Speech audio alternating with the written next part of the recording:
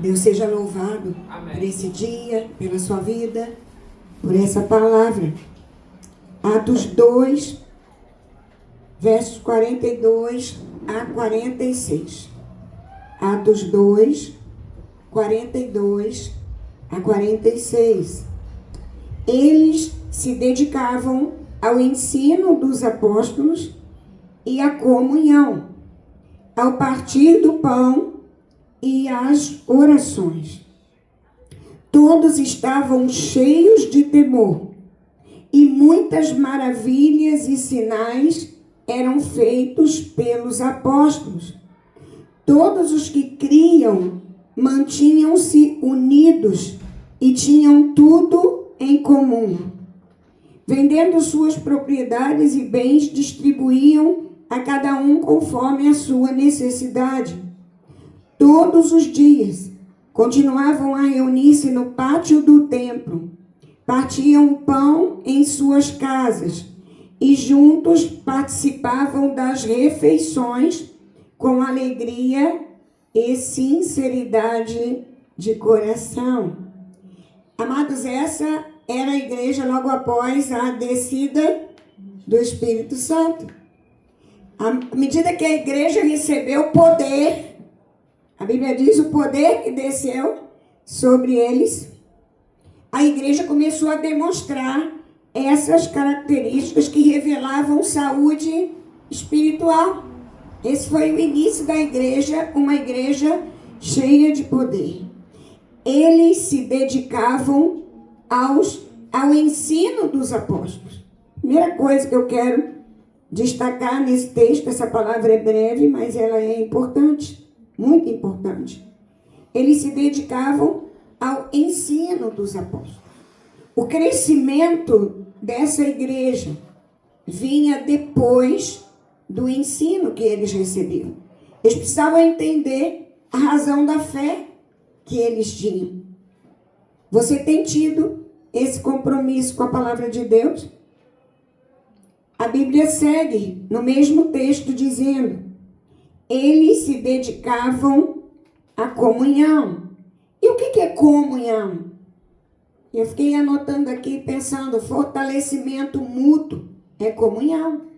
Cuidado uns com os outros. Amados, num mundo e numa sociedade que cada um está muito preocupado consigo mesmo, com a sua própria vida, no máximo com a sua própria família, a gente corre o risco de não saber o que é mais comunhão. O cuidado um com o outro. Comunhão também tem a ver com unidade.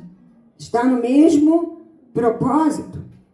A fé dessa igreja, que tinha acabado de receber o poder do Espírito Santo, era uma fé compartilhada. Com quem você tem compartilhado a sua fé? Com quem você tem feito isso? Todos os que criam, a Bíblia diz, mantinham-se unidos e tinham tudo em comum. Interessante que a gente está falando de uma igreja inicialmente com cerca de 120 pessoas. Já não era, é uma igreja pequena, mas já não era tão micro igreja que sim, eram 120 pessoas. É claro que a gente sabe que a noiva de Cristo hoje não consegue estar partindo pão todos os dias, um na casa dos outros, como todo o corpo. Seria impossível. Mas nós podemos começar a fazer isso entre nós. Nosso grupo ainda é um grupo bem pequeno. E o que será estar à mesa? Porque eles compartilhavam as refeições. Eu não sei como é a sua experiência com a mesa. Eu tenho uma experiência muito boa com a mesa. Às vezes a gente dá testemunho de muita coisa difícil. Mas eu tenho uma experiência boa com relação à mesa. Eu cresci, amados, num lar simples, bem simples. Mas eu comia à mesa. Eu não comia vendo televisão, irmãos. Eu não sentava despencada de todo mundo, não. Eu comia à mesa. Graças a Deus, a minha mãe, né, ela teve esse cuidado. E nós comíamos à mesa. Depois, eu casei.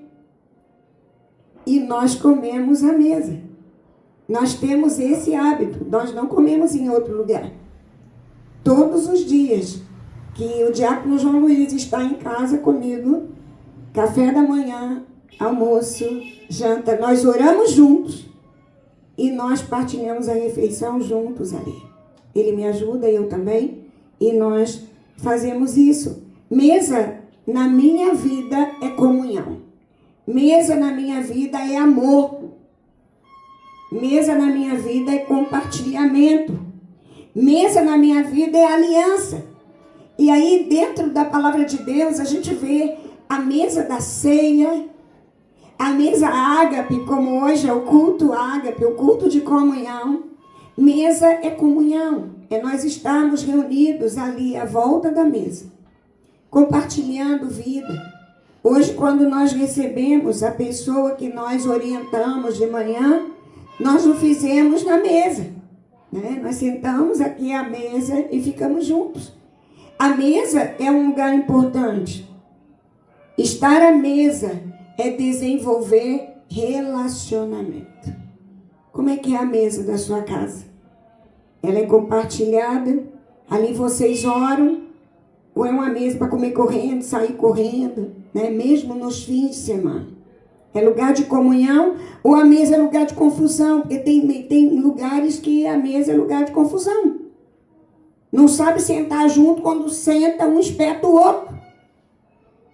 Mas a mesa, à luz da palavra, é lugar de restauração de vínculo, é lugar de acerto. Comer junto é isso.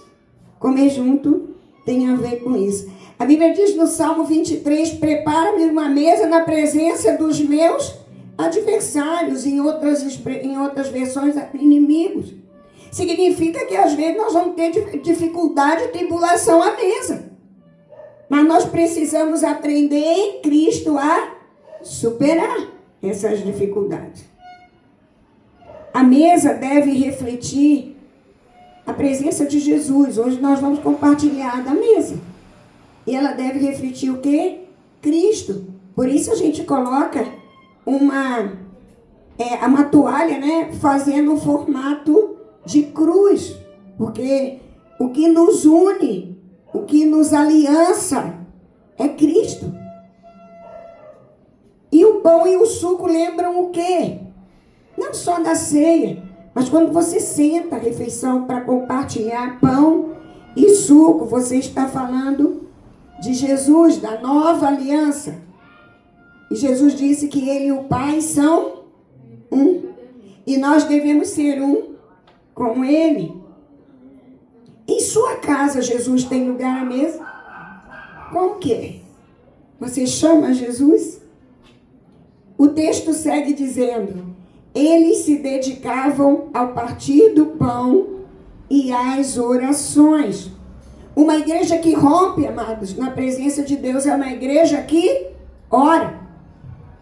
Como está o nível de comunhão e oração? Porque a comunhão não é só com os irmãos, entre nós. Isso é uma bênção. Mas é comunhão com Deus. E a comunhão com Deus, sem você falar com Ele, ela fica, eu diria, quase que impossível. Como tem sido a sua vida de comunhão com Deus? O texto segue. Juntos participavam das refeições com alegria e sinceridade de coração. Eu fico feliz quando eu me lembro de refeições que eu participei com alegria e sinceridade de coração. A alegria é o que na palavra, amados? O Espírito Santo esclarece isso ao nosso coração. A alegria é fruto do Espírito. E essa alegria aqui, dessa igreja, que estava cheia do poder de Deus, ela contagiava as pessoas. A Bíblia diz, se a gente for ler esse texto de Atos todo, que o Senhor ia acrescentando as pessoas a essa igreja. Como está o nível da alegria do Senhor na sua vida? Após a alegria, a gente pode repensar. A base da igreja, ela era a palavra. E eu listei aqui algumas coisas bem clássicas desse texto. E eu já estou terminando, eu quero que você pense que a gente vai orar sobre isso. Essa igreja cheia do poder de Deus, ela tinha compromisso com a comunhão. Isso foi o início, depois essa igreja teve problemas também. Mas vamos falar do início. Uma igreja aguerrida no poder de Deus. Ela tinha compromisso com a comunhão. Pense aí, compromisso com a comunhão. Era generosa com as pessoas e dedicada à oração. Era uma igreja alegre. Compromisso, oração, dedicação, comunhão. Dessa lista, o que você precisa fortalecer na sua vida? Será que você tem isso tudo?